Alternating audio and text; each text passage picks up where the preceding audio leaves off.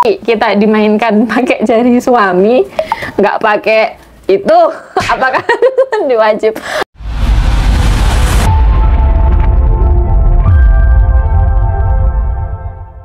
Pertanyaan pertama, aku punya anak cuma 2, suami udah vasektomi karena beliau kasihan lihat aku ngurus anak dan rumah sendiri. Di satu sisi aku bangga, tapi sisi lain aku sedih karena suami nggak bisa punya keturunan lagi. Maaf kalau nggak nyambung, Kak. Nah, sebenarnya kalau vasektomi itu gimana sih hukumnya? Vasektomi itu kalau menurut MUI haram, menurut fatwa MUI haram. Cuman kalau menurut fatwa ulama yang lain itu ada yang bolehkan selama secara medis bisa dikembalikan normal. Keberhasilannya minimal 50%. Jadi kalau di atas 50% dia boleh melakukan vasektomi karena dianggap masih menyerupai azal karena masih bisa, kan istilahnya spermanya tidak dibunuh gitu. Intinya masih ada kesempatan untuk direkonstruksi ulang, apa sih namanya rekonstruksi, dikembalikan lah sesuai fungsi pada awalnya gitu kan. Nah, jadi kalau misalnya kan belum tahu sebelumnya, oh ternyata hukumnya seperti ini, terus ternyata setelah diteliti tidak ada urgensi, tapi terlanjur vasektomi, nah kayak gitu gimana? Ya tergantung ikut pendapat ulama yang mana. Kalau ikut pendapat ulama yang mengharamkan ya otomatis, tapi karena dia tadinya belum tahu ya dimaafkan. Tapi kalau kemudian dia mau mengembalikan dan ternyata bisa, ya kalau dia ikut yang pendapat yang haram ya dikembalikan. Tuh, oke, sudah cukup ya. Mudah-mudahan cukup mencerahkan. Lanjut ke pertanyaan berikutnya. Nah, ini pertanyaannya berkaitan sama puasa Ramadan. Kalau misal kami musafir, Kak, kan saya sama suami dari Jawa Timur mau pulang ke Kalimantan. Nah, karena jauh kan tidak puasa. Boleh nggak kalau siangnya jima? Kalau bolehnya boleh. Selama tujuannya itu bukan karena jimaknya. Tapi kalau memang itu sedang perjalanan yang bukan maksiat, kemudian diperbolehkan tidak berpuasa, kemudian dia jima, nah itu memang ada ulama yang membolehkan. Tapi sebaiknya disunahkan tetap berimsak, menahan diri. Oh, tuh ditahan ya tempat mertua. Banyak orang kan bisa kalau mudik. Mudah-mudahan cukup ya. Ke pertanyaan berikutnya. Assalamualaikum, Kak. Waduh, agak sensitif nih. Saya menikah usia 19 tahun. Jadi ilmu saya masih sedikit. Ini nggak pernah diajarkan oleh guru saya saat di pesantren. Dan saya juga nggak kepikiran bertanya karena nggak tahu sejauh itu tentang pernikahan. Kalau misalnya Farji, kita dimainkan pakai jari suami, nggak pakai itu, apakah diwajib? Aduh, mohon maaf ya, bukan maksud ketawain tapi ya lucu sih. Ya, mandi wajib nggak? Ya, kalau sampai keluar mandi. Kalau nggak keluar ya nggak mandi. Oh, maksudnya udah tahu lah ya, pokoknya maksudnya itu ya. Udah gitu. Next. Aduh, agak gimana gitu. Ada anak kecil. Kita ke pertanyaan selanjutnya. Kak Anita, saya lagi galau karena tante kan janda dan dilamar sama tetangga. Nah, tetangga tersebut dulu banget masih ada almarhum istrinya. Saya diceritain tentang beliau, kejelekannya, dan ke saya sempat ngelirik juga. Waduh, waktu itu saya takut dan nggak pernah tegur sapa lagi kalau bukan beliau yang negur dulu. Dan banyak lagi cerita orang-orang ke suami tentang beliau. Tapi cerita itu dulu banget. Nah, sekarang beliau melamar tante saya yang saya langsung kaget banget. Dalam hati saya nggak setuju, tapi mau kasih tahu takut. Karena menyangkut aib orang. Dan paman alias adik tante saya pun tahu itu, karena sempat kerja bareng di rantau. Dia juga nggak setuju. Gimana ya baiknya? Menutupi aib saudara itu adalah kewajiban. Tapi kalau untuk pernikahan itu kita malah diwajibkan untuk melihat pasangan kita terlebih dahulu.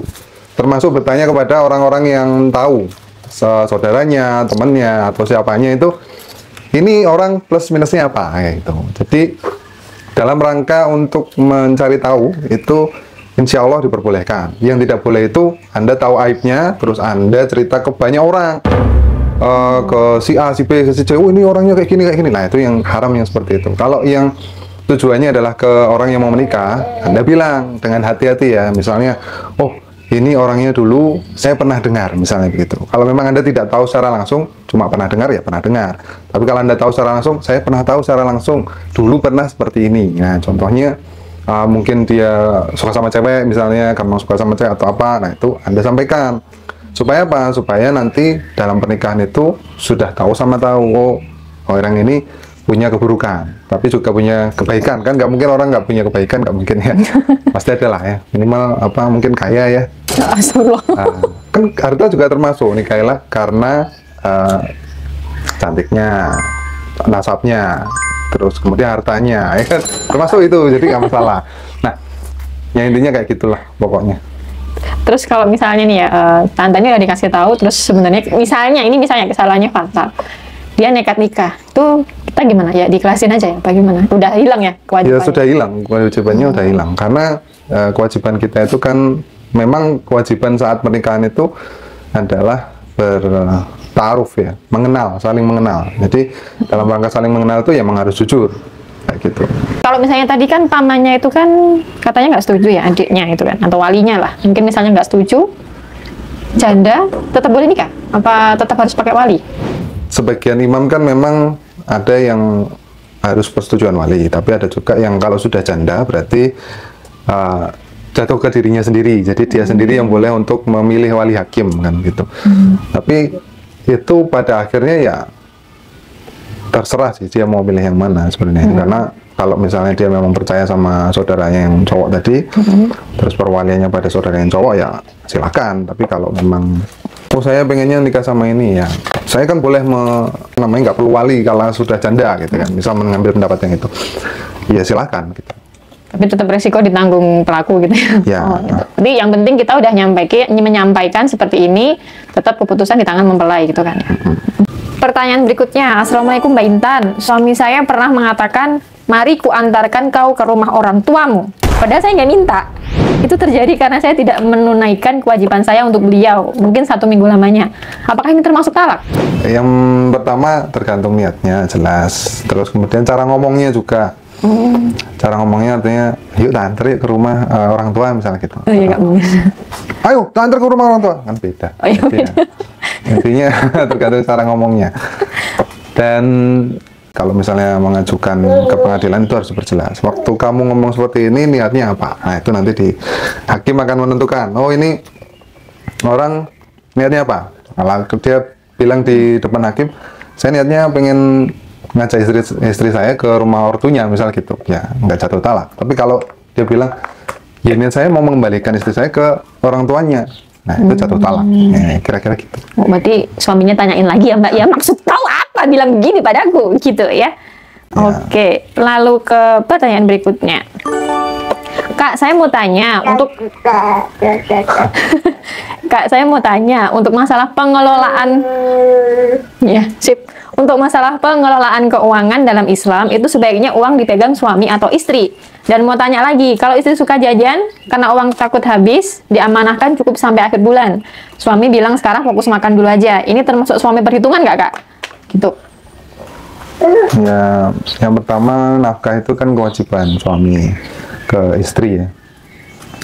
Dan besarannya itu bukan semua harta suami jadi milik istri, bukan. Terserah suami mau seberapa. Nah, kalau menurut ukuran fikih itu macam-macam ya. Intinya sih layak untuk hidup lah ya, untuk hidup. Per harinya berapa, terus per bulannya berapa. UMR lah ya. UMR. Tergantung. Anaknya berapa. Kemudian sebenarnya kurang atau sedikit atau bahkan nggak ngasih pun selama istrinya itu ikhlas menerima, ridho ya, itu ya nggak masalah, karena dasarnya pernikahan itu kan memang membangun rumah tangga gitu. Jadi ketika ternyata tahu keadaan suaminya belum bekerja misalnya, atau masih sedikit misalnya, atau bagaimana, nah itu mungkin bisa seperti itu. Oh ya dapatnya berapa, ikhlas. Tapi kalau misalnya suaminya tadi gimana tadi? Ini kayaknya maksudnya tuh karena istrinya suka jajan, jadi suaminya tuh kayaknya membatasi gitu loh. Nah ini dia nanyanya, ini suaminya termasuk suami perhitungan atau enggak? Nah kayak gitu. Mau suami perhitungan atau pelit atau enggak itu ya sebenarnya terserah suami. Nah selama Anda ridho, intinya kan itu tadi. Kalau Anda ridho ya nggak masalah. Tapi kalau Anda tidak ridho ya harus diomongkan sama suami. Ini tuh kamu ngasih segini kenapa misalnya? Terus misalnya dia bilang, oh kamu terlalu sering jajan. Nah Anda ngasih alasan misalnya jajannya itu kenapa kok nggak boleh jajan? Jajan apa yang nggak boleh misalnya? Oh misalnya nanti bisa diabetes misalnya, kan bagus ya.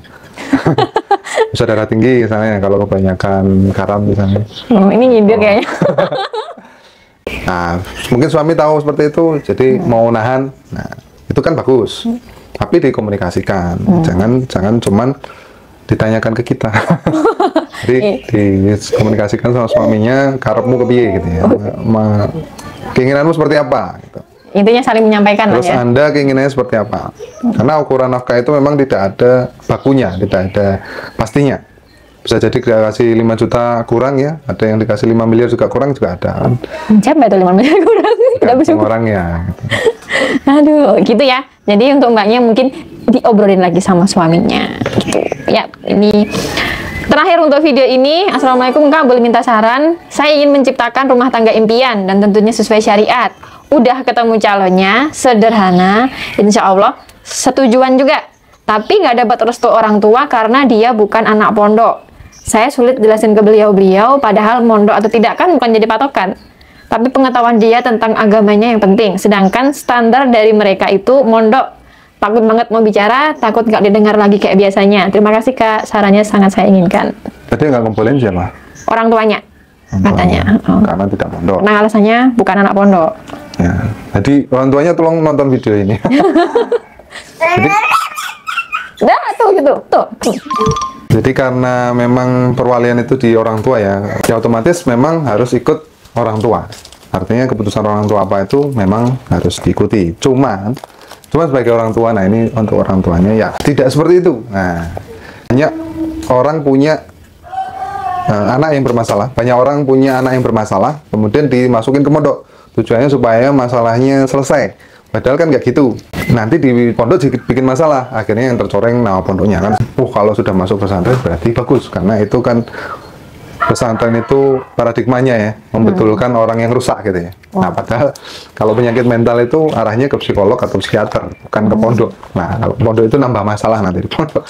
Bisa jadi orang yang lulusan pondok itu tidak lebih baik daripada yang tidak lulusan pondok. Nah jadi tolak ukurnya jangan pondok dulu, tapi dilihat dulu anaknya ini. Kamu, ya misalnya syaratnya yang normal-normal lah ya. Misalnya jadi imam dia bisa enggak ya. Minimal sholatnya bener apa enggak kan gitu. Untuk mbaknya, jadi tetap menuruti orang tuanya, tapi ngasih penjelasan ke orang tuanya. Kenapa harus pesantren, terus kenapa di luar pesantren nggak boleh, dan kasih kriteria yang jelas. Misalnya harus ahli fikih apa ya, fikih Syafi'i misalnya harus hafal apa, toharoh misalnya atau apa ya, diperjelas. Karena itu semua tidak hanya bisa dipelajari lewat pesantren. Ya memang lebih afdol ya di pesantren, lebih lengkap. Cuman belum tentu orang yang di luar pesantren nggak ngerti. Ya. Jadi kalau buat mbaknya ya sementara mungkin tenang dulu gitu ya. Banyak-banyak ngobrol dulu sama orang tuanya mungkin ya. Ya. Gitu.